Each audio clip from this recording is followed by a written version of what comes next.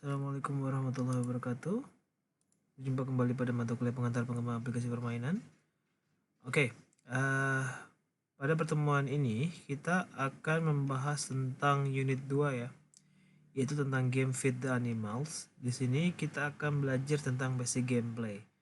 Oke, seperti pada pertemuan unit 1, jadi akan terbagi menjadi 3 minggu ya.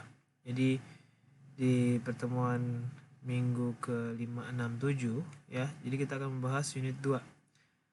Ya, di minggu 5 dan 6 kita akan mengerjakan prototype ya dari unit 21 sampai 2.4. Kemudian juga pada minggu ke-5 ini saya juga akan share tentang materi lab 2. Ya, seperti biasa juga nanti pada minggu ke-7 ya, kalian akan mengerjakan challenge 2 dan juga quiz 2. Oke, langsung aja. Jadi pada materi 21 ini kita akan bahas tentang player positioning.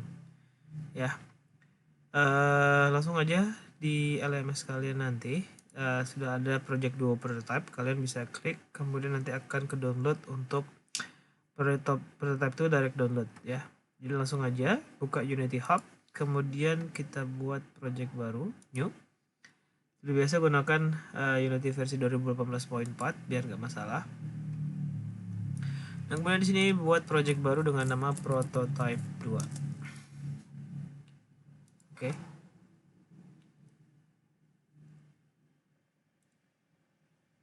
Ya, seperti biasa Unity akan makan waktu yang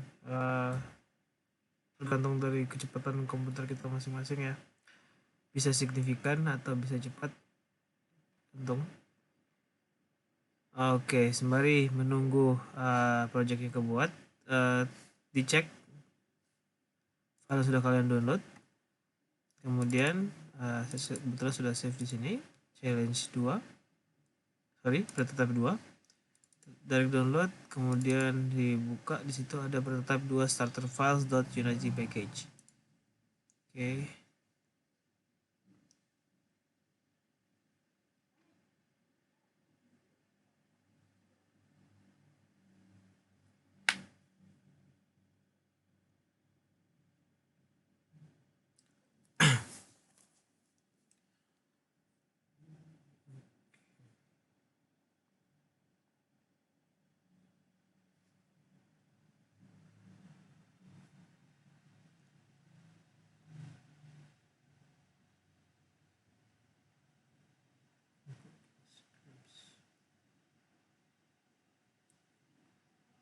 Oke, pada unit 2 ini kita akan bahas tentang ini ya,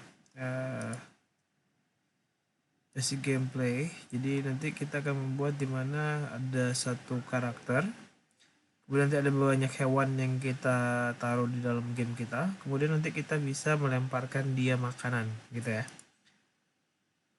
Oke, langsung aja. Kalau sudah kebuka projectnya, kita buka Unity package. Kalian bisa drag drop langsung ke asset folder seperti ini ya, dalam project. Nah, kemudian sampai kebuka import Unity package seperti ini, langsung aja semua kita import.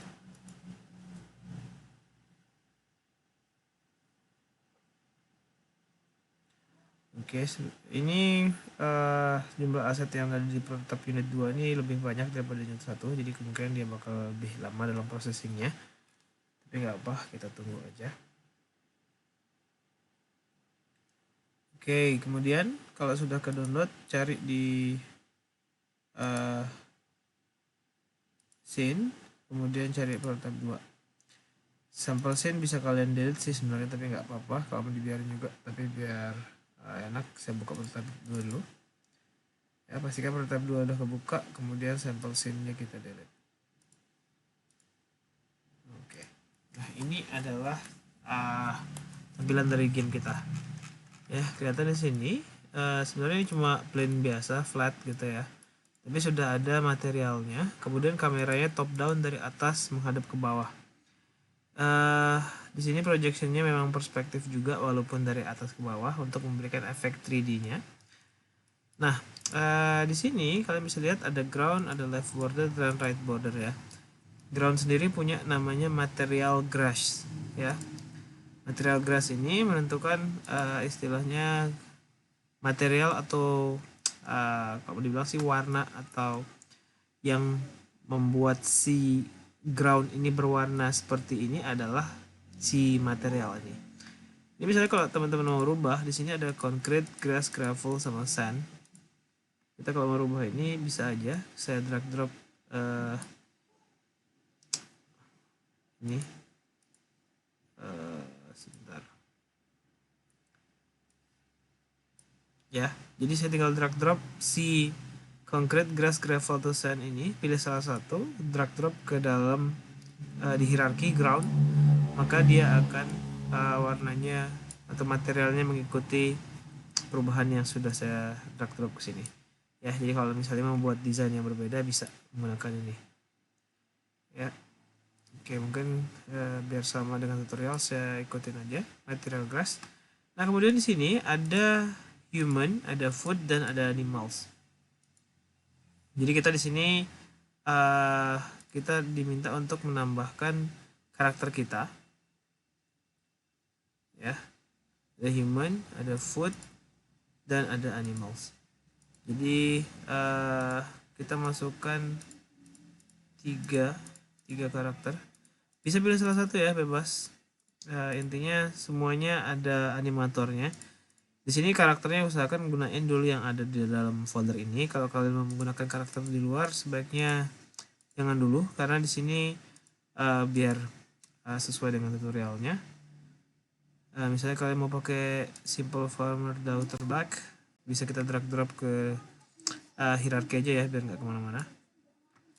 Oke, kalian bisa lihat di situ dia secara otomatis langsung diposisikan di sekitar sana. Ingat kalau kita taruh di hierarki, ya objeknya akan tepat di origin pointnya, yaitu 0, 0, 0. Jadi misalnya di sini simple farmer saya masukin, kemudian ada animal 3, ada saya masukin beagle, kemudian saya masukkan animal horse cow white misalnya gitu ya. Kemudian saya masukkan animal stag. Oke, ada 3 ya. Semuanya ada di titik 0000. Jadi kita pindahin. Oke, di sini ada ukuran yang hewan yang terlalu gede ya, atau ada yang terlalu kecil.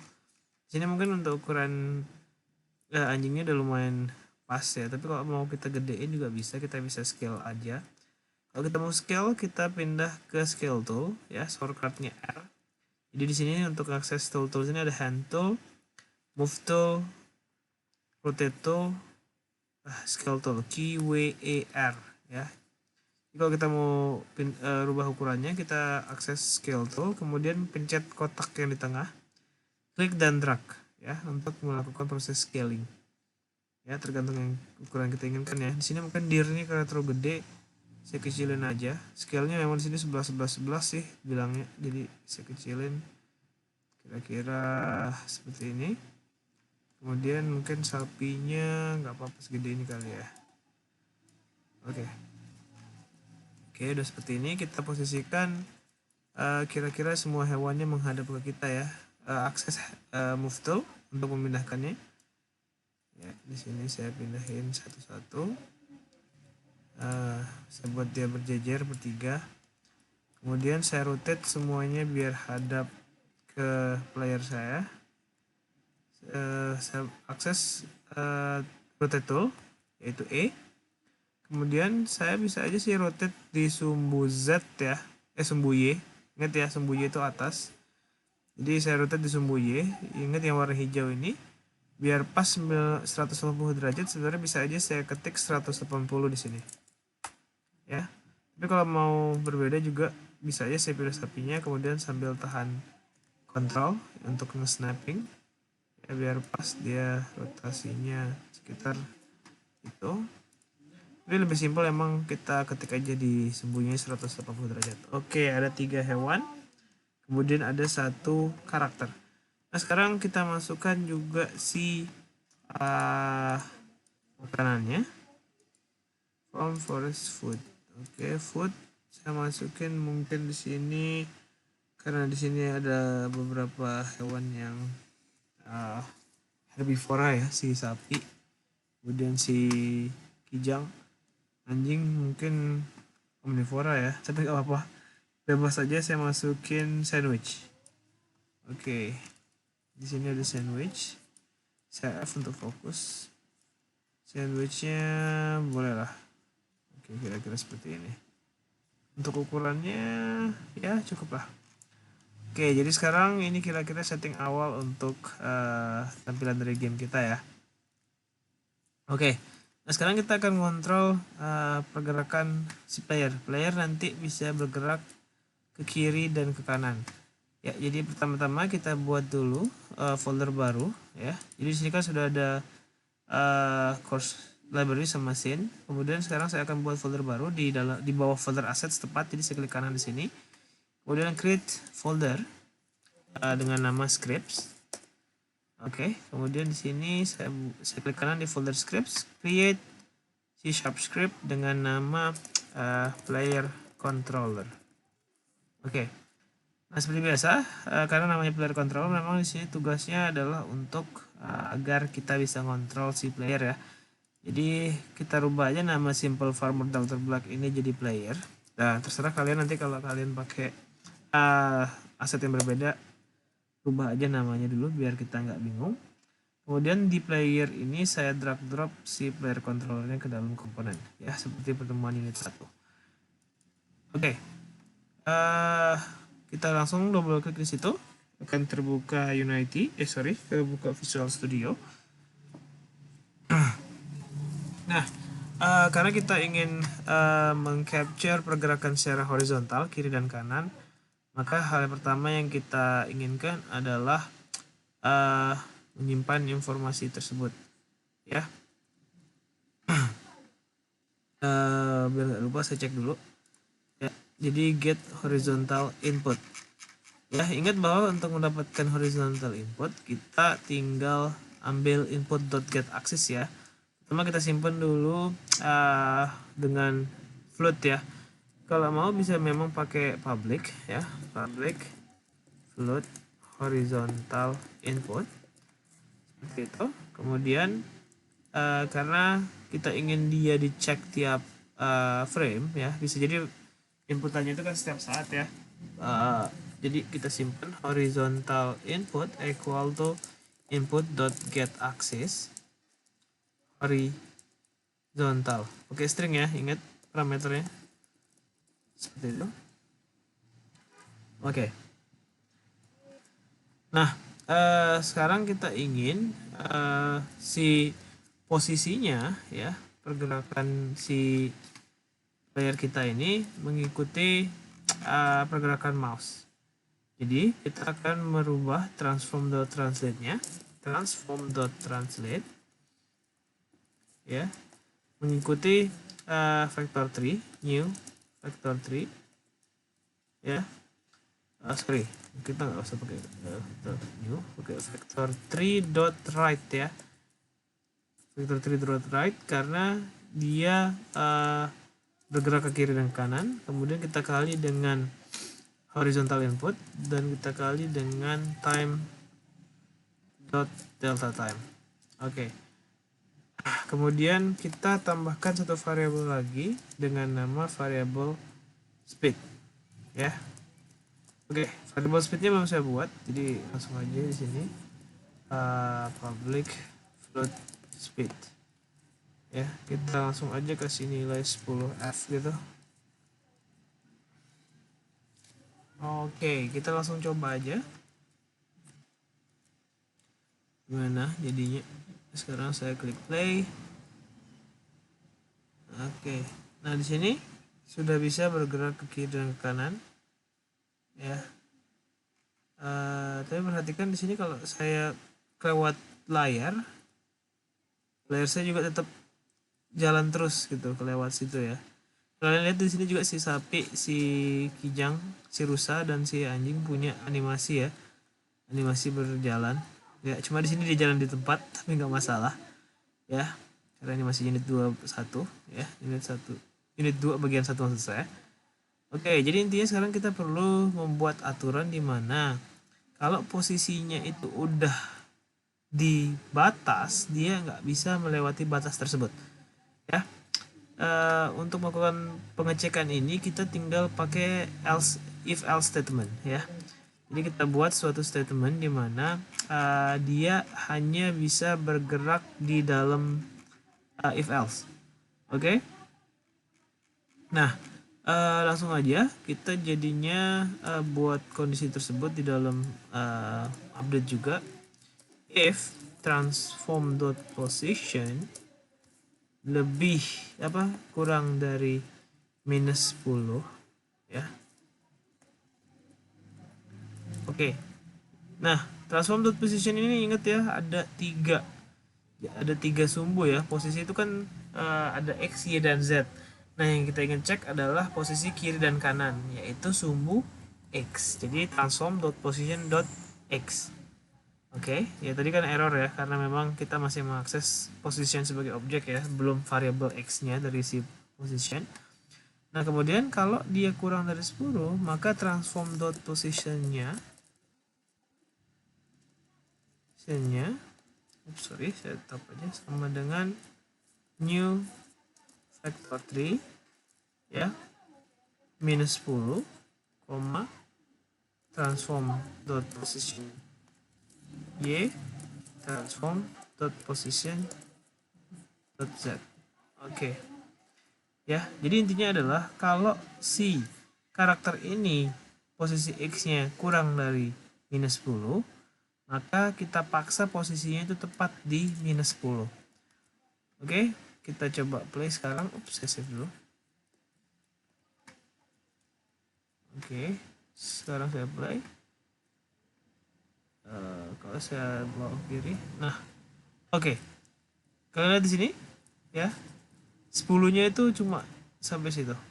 Tapi kalau ke kanan masih bisa ya. Boundary-nya 10 itu cuma sampai sini. Karena ini free aspect ya, jadi mungkin coba tapi nggak apa-apa deh, saya nggak usah akses kamera dulu. Nah, jadi intinya kita harus menentukan boundary dari game kita, batasan game kita itu sampai mana ya. Kalau mau ngecek nilai 10 itu ada di mana sih, sebenarnya kita bisa aja sih secara manually coba gerakin karakter kita ini sampai posisi 10 itu ada di mana tuh ya. Jadi saya tinggal misalnya bawa dia ke sumbu X, 10 itu ternyata ada di sini ya, sekitar sini lah. Kalau mau kita sampai pinggir situ, kita saja bawa sampai pinggir sini. Oke, ternyata itu ada sekitar 25 lah, minus 25 untuk boundary di sebelah situ. Atau mungkin saya jadiin sekitar biar nggak keluar topinya gitu ya, mungkin dua lah ya, 22 untuk batas minimum dan minus 22 untuk batas minimum dan plus 22 untuk batas maksimum. Saya balikin dia ke 0.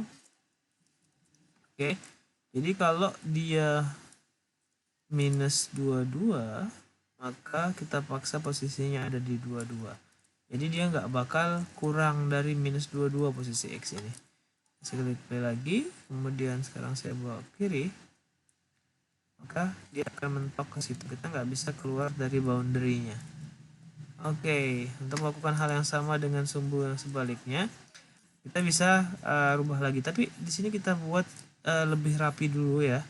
Jadi usahakan jangan pakai suatu konstanta di dalam suatu codingan gitu ya, istilahnya suatu angka gitu ya. Lebih baik kita menggunakan suatu variabel. Jadi kita buat dulu dengan nama float x range ya. X range nya di sini saya kasih nilai 2f ya. Jadi sekarang misalnya di sini untuk nilai minimum saya tinggal minus x range, kemudian di sini juga sama minus x range. Nah, kemudian kita tinggal tambahin lagi satu statement untuk bagian kanan, tinggal if transform.position.x lebih besar dari x range, maka transform.position equal to new factor 3 x range, transform.position.y, transform.position.z. Oke, sekarang kalau saya klik play, maka karakter kita sekarang sudah tidak bisa keluar batas ya. Jadi mentok ke kiri dan mentok ke kanan. Oke. Saya cek dulu lagi. Iya, oke. Jadi kita sekarang sudah pelajari tentang beberapa ya, misalnya operator lebih dari dan kurang dari, ya. Kemudian di sini kita juga belajar tentang statement if else. Ini sebenarnya kita juga kalau mau lebih rapi lagi bisa aja kita tambahin komen gitu ya, untuk membatasi pergerakan layer di dalam layar gitu ya. Jadi intinya if statement di sini agar si player kita tidak keluar batas gitu ya. Kalau mau lebih rapi lagi bisa saya tambahin sini untuk pergerakan karakter seperti itu ya. Jadi goal kita untuk unit 21 sudah tercapai. Demikian materinya. Kita akan lanjut ke unit 22. Terima kasih atas perhatiannya. Wabillahi taufiq wal hidayah. Wassalamualaikum warahmatullahi wabarakatuh.